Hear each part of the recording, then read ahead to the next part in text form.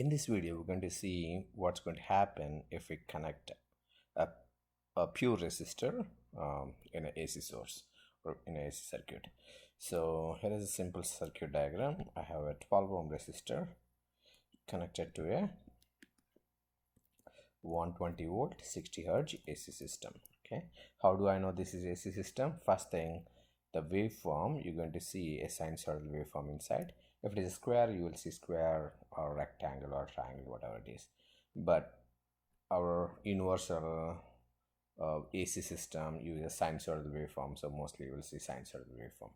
Okay, so that this 120 volts, is it a RMS value, average value, maximum value, or instantaneous value?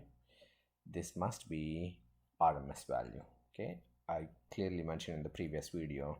Okay, until unless we specify, we always take this as a RMS value. Where is the phase angle? Here I didn't mention that. If you don't see any phase angle, we will take that as 120 at an angle of 0. Okay, sometimes I might give 120 at an angle of minus 30, minus 60, whatever it is. Okay, so if you don't have anything, that's at 0. So this is RMS value, not maximum value. Now the 60 hertz is the frequency. Okay, now similar to the DC circuit, here also Ohm's law valid. So I mean, this given circuit is already in frequency domain. How do I know it is not in time domain?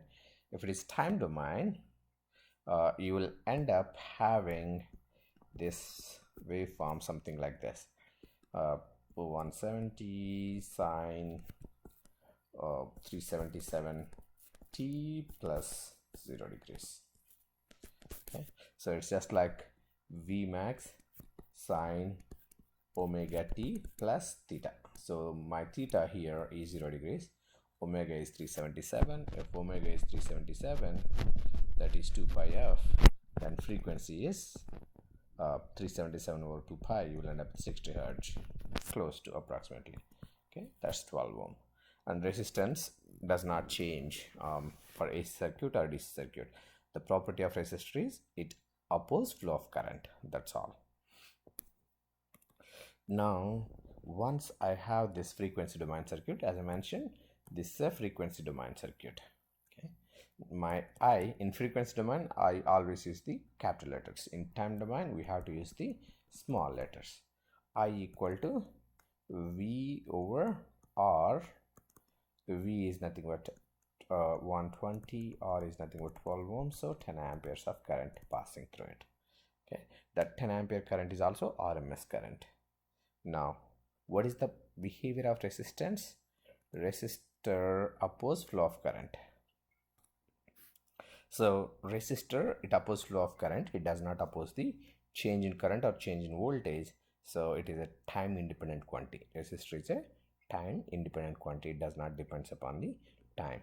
Now when I draw a waveform, here is my waveform, here is my voltage. What is the maximum value of the voltage? This is time. The maximum value, it reaches up to 170. How did I get that 170 from given 120 volts? Do you remember? RMS equal to V max over square root 2.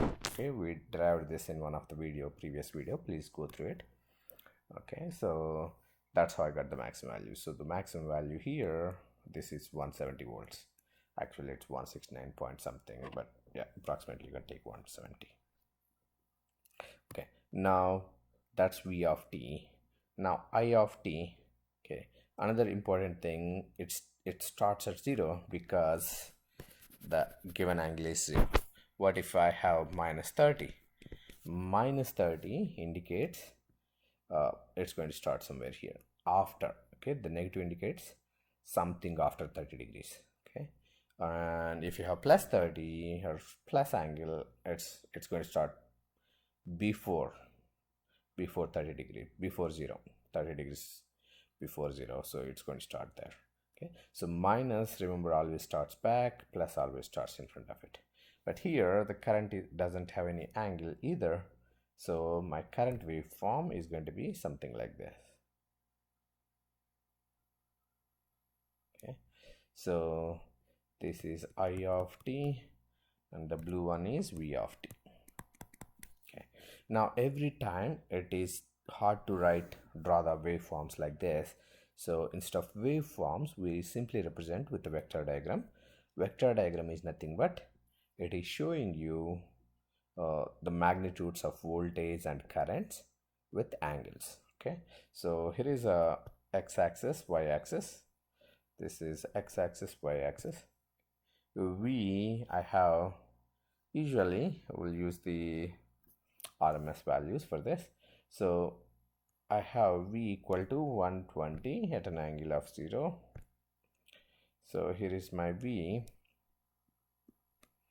V is 120 at an angle of 0, and I is also on the same line, but to differentiate I'm going to draw it right there. Here is my I. Okay, I is also at an angle of 0. So both here, based on these two waveforms, we can clearly say both waveforms are in phase. In phase means their starting point, ending point, or both waveforms reach the maximum value at the same time. Okay, so in resistive load, I'm going to, so this is the important point with resistive load. Current and voltage are going to be in phase with resistive load. Okay, this is very important point. There is no phase angle between the voltage and current. So you can say phase angle between voltage and current equal to 0. Between V and I equal to 0. That's important point. Now we'll go with the pure inductive load. Okay, here AC current through pure inductive load. Remember, this inductor is made with a conductor. Okay, that conductor you're going to make number of loops. If I stretch this, for sure it will have some length, and at the same time if you look at the side view, definitely it has some cross-sectional area. I mean, the conductor is going to be something like this, right? Mostly round conductor, so it has some cross-sectional area. So we know that every conductor definitely will have some resistance. In this case, I'm just assuming this inductor does not have any resistance, so it's a pure inductor. We do have pure inductors, yeah, but those are really expensive. In MRI machines we use those pure inductors, because wherever you have resistor, what is the behavior of resistor? It produces heat. So in MRI machine, if it produces heat, it's going to fry the parts inside. So basically they use pure inductors. Anyway, now this is a time domain circuit. Now I need to convert this into frequency domain. So when I convert this into frequency domain, this is plus j omega L. Remember, inductor is always plus. What is omega value? 377 is the omega value. Now I'm going to convert this into frequency domain. So when you convert this into frequency, make sure it's going to be RMS value. So 169.7 divided by square root 2 at an angle of 0. This is maximum value. This is V max. Here I end up with VRMS. VRMS equal to 120 volt, 120 at an angle of 0, 60 hertz. That 60 hertz came from omega. Omega equal to 2 pi f. Okay. Now, what is this? J omega L. Omega is 377. 377 times 20. I believe you will end up with the J 7.5.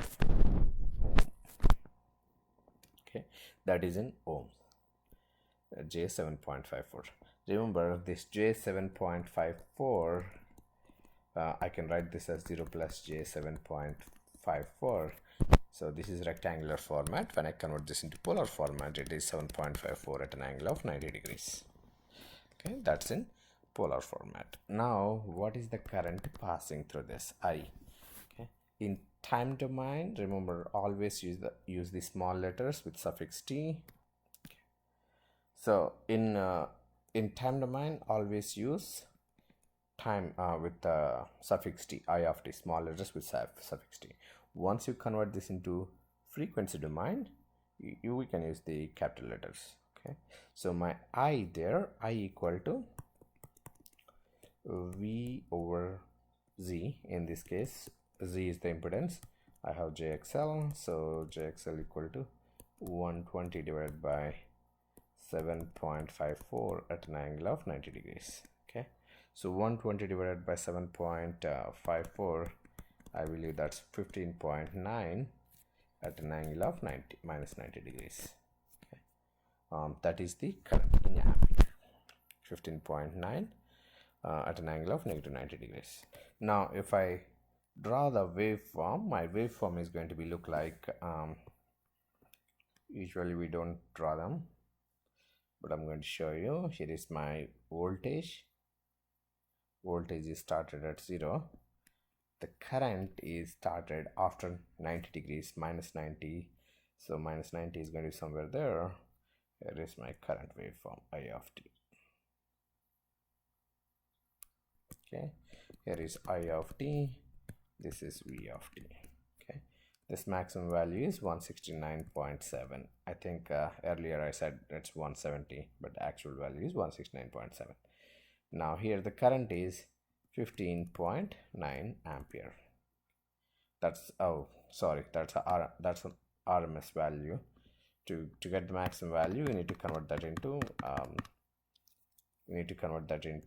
square, multiply with square root 2 times 15.9. That's the maximum value there. Now instead of showing them like this, we always show them in a vector diagram. So in a vector diagram, here is my real axis or x-axis, here is my y-axis or imaginary axis. So V, I have 120 at an angle of 0, so here is my V. Okay, I is right there. Here is my I. I'm going to use the red color. Here is my I. Okay, angle between these two is 90 degrees. Now we always say voltage as a reference. So you stand at one point, don't rotate, don't move. Now rotate the vectors. Okay, rotate the vectors. Okay, if I rotate the vectors, I can say V is coming first, so V leads. Okay, V leads I by 90 degrees, or I can say I lags V by 90 degrees. Instead of standing there, if I stand here, now you can say I is coming first. Still you are rotating the vectors. I leads V by 270 degrees, or you can say V lags I by 270 degrees. So all these four statements are true. Okay, but the highlighted one, we always use this. We always take V as reference. With respect to V, is it I is leading or lagging? Here I is lagging. So in RL circuit, I current lags V by 90 degrees if it is a pure inductor. But as I mentioned, pure inductors are very expensive, rarely available, so it is always between 0 and 90 degrees. Okay, that's with the inductive load. Okay, this is called vector diagram. When you draw vector diagram, make sure that you don't move to find out which one is leading or which one is lagging. You stand there to rotate the vectors. Okay, that's how we'll find I lags V by 90 degrees. Why is that? Because we know that what is the property of inductor? Inductor oppose rate of change of current. Okay, so basically when current is entering into the circuit, inductor stops it and it takes some time, delays it, that delay time is only 90 degrees maximum. It can delay it 90 degrees if it is pure. Most of the time it's not going to be pure, so it's going to be in between 0 and 90 degrees, and it let it go. That's what the inductor does. Okay, that's the reason there is a lagging power factor. Now we're going to see leading or capacitive load. Since this video is too long, I'm going to stop it here. I will go through the next one, AC through capacitive load, pure capacitive load in the next video. Thank you.